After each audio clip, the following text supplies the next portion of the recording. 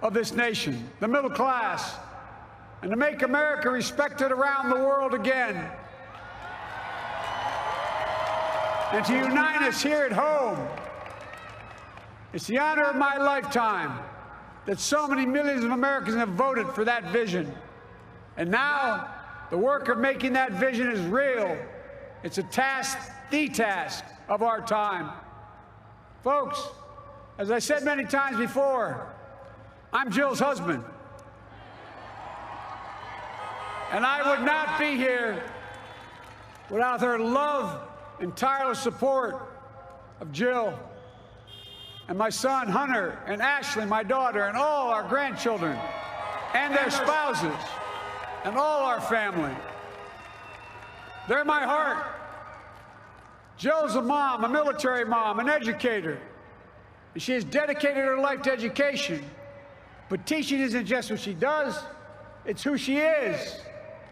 For American educators, this is a great day for y'all. You're going to have one of your own in the White House. And Jill's going to make a great First Lady. I'm so proud of her.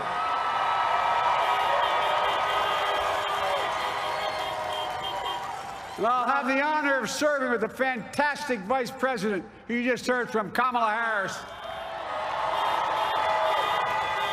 who makes history as the first woman, first black woman, the first woman from South Asian descent, the first daughter of an immigrant ever elected in this country. Don't tell me it's not possible in the United States. It's long overdue. And we're reminded tonight of those who fought so hard for so many years to make this happen.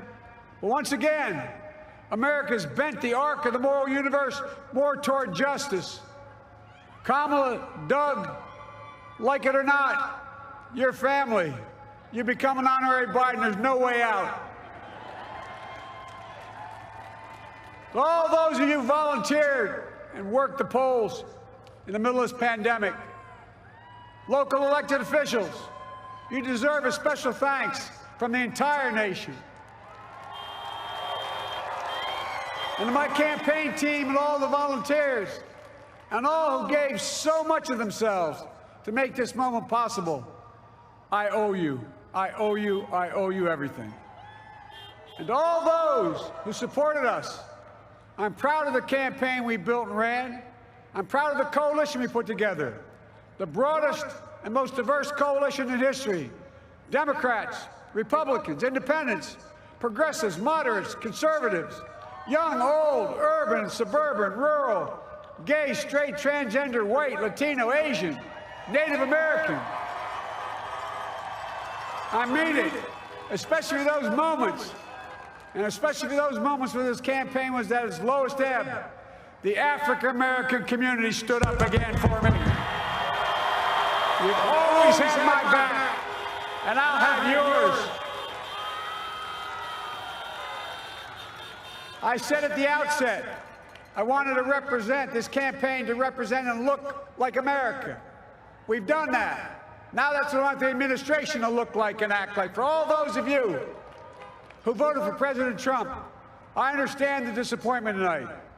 I've lost a couple times myself. But now, let's give each other a chance.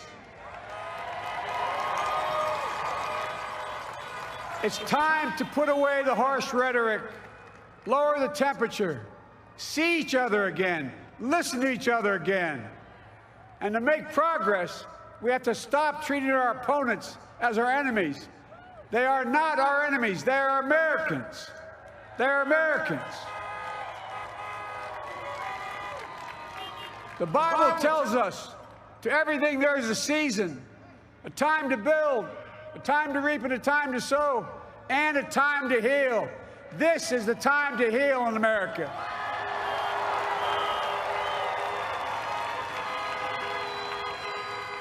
Now this campaign is over. What is the will of the people? What is our mandate? I believe it's this. Americans have called upon us to marshal the forces of decency, the forces of fairness, to marshal the forces of science and the forces of hope in the great battles of our time. The battle to control the virus, the battle to build prosperity, the battle to secure your family's health care, the battle to achieve racial justice and root out systemic racism in this country, and the battle to save our planet by getting climate under control, the battle to restore decency, defend democracy, and give everybody in this country a fair shot. That's all they're asking for, a fair shot. Folks,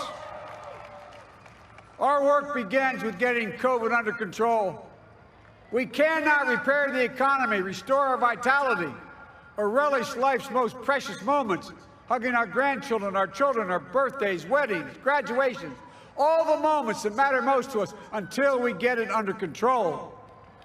On Monday, I will name a group of leading scientists and experts as transition advisors to help take the Biden-Harris COVID plan and convert it into an action blueprint that will start on January the 20th, 2021. That plan will be built on bedrock science. It will be constructed out of compassion, empathy, and concern. I will spare no effort, none, or any commitment to turn around this pandemic. Folks, I'm a proud Democrat, but I will govern as an American president. I'll work as hard for those who didn't vote for me as those who did. Let this grim era of demonization in America begin to end here and now.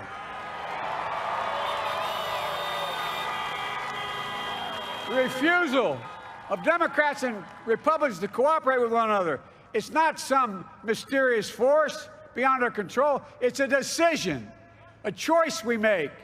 And if we can decide not to cooperate, then we can decide to cooperate. And I believe that this is part of the mandate given to us from the American people. They want us to cooperate in their interest. And that's the choice I'll make. And I'll call on Congress, Democrats and Republicans alike, to make that choice with me. The American story is about slow yet steadily widening the opportunities in America. And make no mistake, too many dreams have been deferred for too long. We must make the promise of the country real for everybody, no matter their race, their ethnicity, their faith, their identity, or their disability. Folks, America has always been shaped by inflection points, by moments in time where we've made hard decisions about who we are and what we want to be. Lincoln in 1860, coming to save the Union. FDR in 1932, promising a beleaguered country a new deal. JFK in 1960, pledging a new frontier.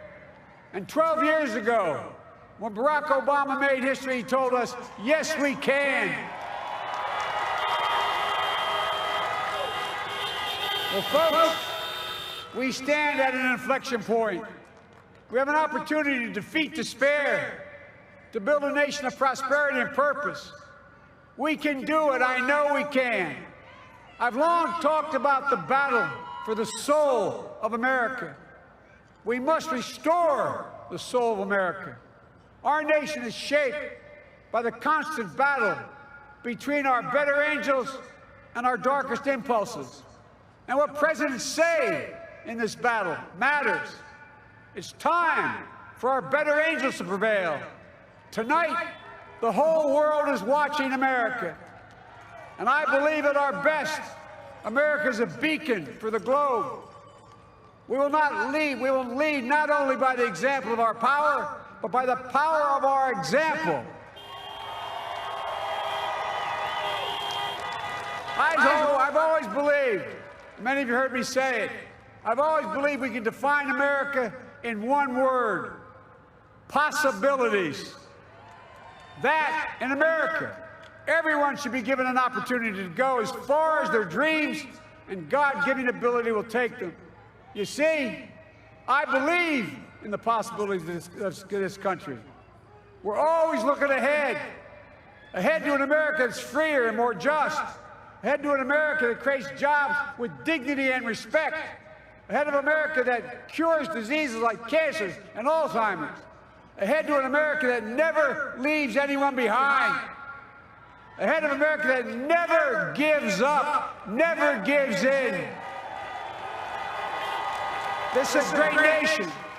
It's always been a bad bet to bet against America. We're a good people. This is the United States of America, and there's never been anything we've been not able to do when we've done it together. Folks, in the last days of the campaign, I began thinking about a hymn that means a lot to me and my family, particularly my deceased son, Bo. It captures the faith that sustains me and which I believe sustains America.